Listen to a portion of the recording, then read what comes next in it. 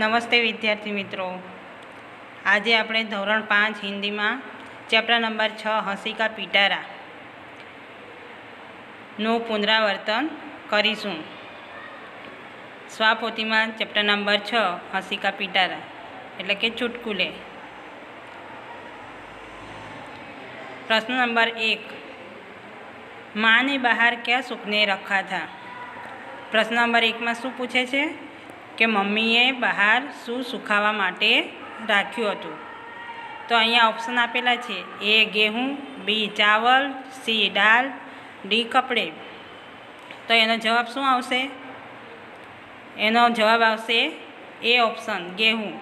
माँ ने बाहर गेहूँ सुखाने रखा था. हवे प्रश्न नंबर 2, माँ ने गेहूँ का ध्यान रखने के लिए किसे कहा था.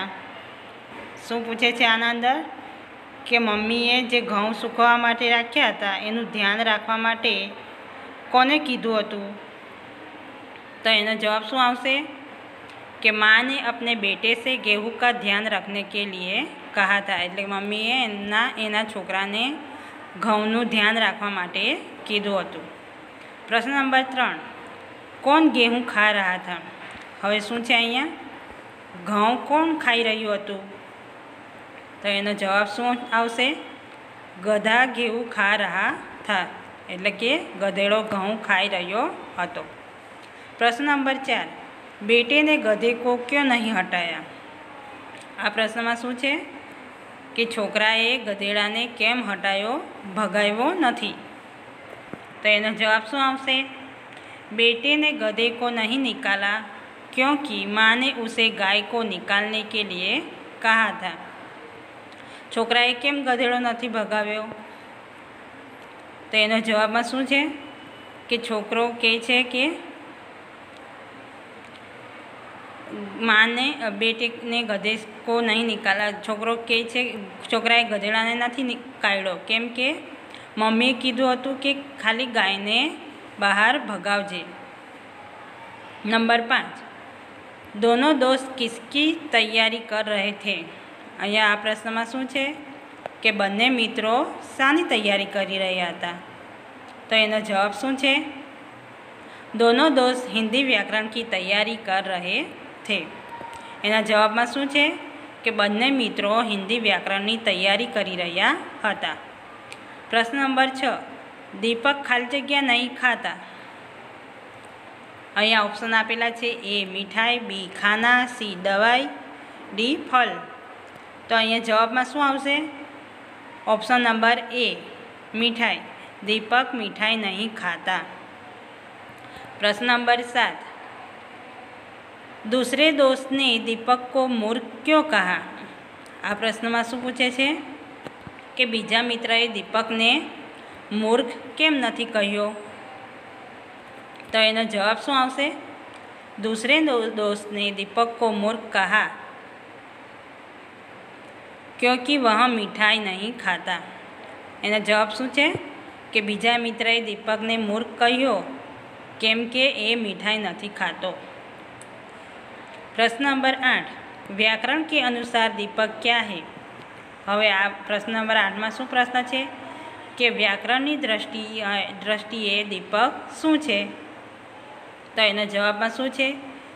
व्याकरण के अनुसार दीपक करता है. હવે એના જવાબમાં શું છે કે વ્યાકરણની દૃષ્ટિએ દીપક એક કર્તા છે. પ્રશ્ન નંબર 9, માલિક ને નોકર સે ક્યા કહા.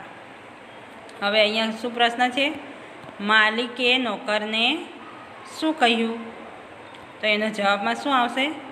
मालिक ने नौकर से कहा कि तू कोई भी काम करने से पहले मुझे पूछ लिया कर. मालिके नौकरने શું કહ્યું કે તું કંઈ પણ કામ કરતાં પહેલાં મને પૂછ્યા કર. હવે આગળ જોઈશું પ્રશ્ન નંબર 10, રસોઈ ઘર में कौन दूध पी रहा था. અહીંયા શું પ્રશ્ન છે?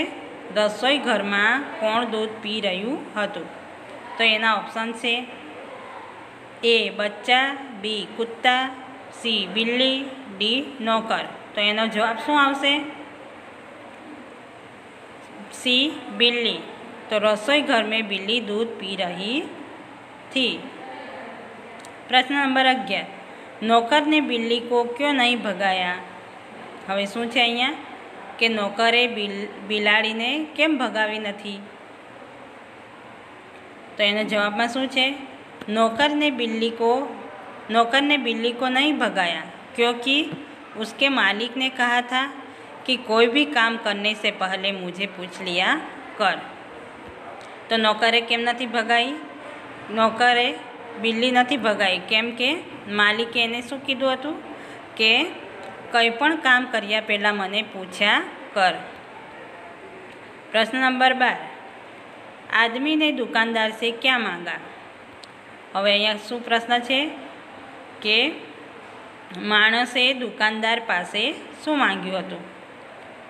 तो अहींया जवाबमां शुं आवशे? आदमी ने दुकानदार से कुत्ते के बिस्कुट मांगे। जवाबमां शुं छे के व्यक्तिए एटले के माणसे दुकानदार पासे कूतराना बिस्किट मांग्या हता। प्रश्न नंबर 13, रामू ने श्यामू को देखकर क्या पूछा? हवे अहींया शुं प्रश्न छे? रामुए श्यामूने जोईने शुं पूछ्युं? तो एना जवाबमां शुं आवशे? रामू ने श्यामू को देखकर पूछा, क्यों बे गधे को लेकर कहाँ जा रहा है? शुं जवाब आपे छे? रामू श्यामूने जोईने के केम रे तू गधेड़ाने लईने क्यां जई रह्यो छे? हवे आगळ प्रश्न पेज नंबर 32 पर जोईशुं। प्रश्न नंबर 14, निम्नलिखित शब्दों के विलोम शब्द ढूंढकर लिखिए। अहींया शुं प्रश्न छे के नीचे आपेला शब्दों सामे विलोम एटले के विरुद्धार्थी शब्द शोधीने लखवानुं छे। तो अहींया कोष्टक आपेलो छे अ अने ब, तो ब मांथी साचो जवाब शोधीने लखवानुं छे। तो पेલું શું છે? પેલું સુખા, તો સુખા સામે શું આવશે જવાબમાં? ગીલા। તો પહેલામાં શું આવશે? ઓપ્શન ઈ આવશે। પછી બીજું છે મૂર્ખ, તો મૂર્ખનું શું આવશે? બુદ્ધિમાન। તો બીજા સામે શું આવશે? ઓપ્શન નંબર સી આવશે। નંબર 3, ગલત, ગલતનું શું આવશે? ગલતનું સહી આવશે। तो ऑप्शन नंबर 3 ની સામે ऑप्शन नंबर डी આવશે। नंबर 4, दिन, दिनની સામે શું આવશે? દિનની સામે રાત આવશે। તો અહીંયા નંબર 4 ની સામે શું આવશે? ऑप्शन नंबर ए રાત આવશે। नंबर 5, दोस्त, दोस्तનું શું થશે વિરુદ્ધાર્થી શબ્દ? दोस्तનું दुश्मन થશે। તો અહીંયા નંબર 5 માં શું આવશે? એપ આવશે, दुश्मन। नंबर 6, सुबह, सुबहનું વિરુદ્ધાર્થી શું થશે? શામ। તો અહીંયા નંબર 6 ની સામે શું આવશે? ઓપ્શન નંબર બી શામ આવશે। નંબર 7, નોકર, નોકરનું વિરુદ્ધાર્થી શું થશે? નોકરનું વિરુદ્ધાર્થી થશે માલિક। તો નોકરની સામે શું આવશે? માલિક। તો નંબર 7 માં શું આવશે? જી ઓપ્શન આવશે, માલિક। प्रश्न नंबर 15, उपयुक्त विलोम शब्द पर आधारित वाक्य बनाइए। उदाहरण तरीके जोईशुं, मैंने सोचा उत्तर सही होगा लेकिन वह गलत था। तो एनो जवाब शुं छे अहींया? बरसात से पहले धरती सूखी थी परंतु बरसात होते ही गीली हो गई। नंबर 2, बीरबल मूर्ख नहीं बहुत ही बुद्धिमान दरबारी था। पछी तीजू शू है? हमें अच्छे लोगों को दोस्त बनाना चाहिए न कि दुश्मन। नंबर 4, चरवाहा भेड़ बकरियां लेकर सुबह जाता और शाम को वापस आता है। नंबर 5, मंदिर में आज दिन के समय भजन होंगे और कल रात में होंगे। प्रश्न नंबर 16, निम्नलिखित शब्दों के समानार्थी शब्द ढूंढकर लिखिए। नंबर 1, दोस्त, दोस्तનું શું થશે સમાનાર્થી શબ્દ? મિત્ર। નંબર 2, મૂર્ખ, મૂર્ખનું સમાનાર્થી શબ્દ શું થશે? બેવકૂફ। નંબર 3, સુબહ, સુબહનું સમાનાર્થી શબ્દ પ્રાતઃકાલ। ને નંબર 4, વકનું સમાનાર્થી શબ્દ સમય। प्रश्न नंबर 17 उपयुक्त समानार्थी शब्द आधारित वाक्य बनाइए। જેમ કે અહીંયા ઉદાહરણ આપેલું છે, રાજા ઓર કાલિદાસ અચ્છે દોસ્ત છે। શેનું સમાનાર્થી શબ્દ, શેનું વાક્ય છે? દોસ્ત અને મિત્રનું। એવી જ રીતે મિત્રનું વાક્ય કેવી રીતે બનશે? રાજા ઓર કાલિદાસ અચ્છે મિત્ર થે। નંબર 2 મૂર્ખનું સુબહ અને પ્રાતઃકાલનું। તો લોग सुबह सैर करने जाते हैं અને પ્રાતઃકાલનું કેવું વાક્ય બનશે? લોग प्रातःकाल सैर करने जाते हैं। હવે વક્ત અને સમયનું, हमें वक्त का पालन करना चाहिए અને સમયનું, हमें समय का पालन करना चाहिए। મૂર્ખ અને બેવકૂફનું, તેનાલી રામા મૂર્ખ નહીં था, તેનાલી રામા बेवकूफ नहीं था।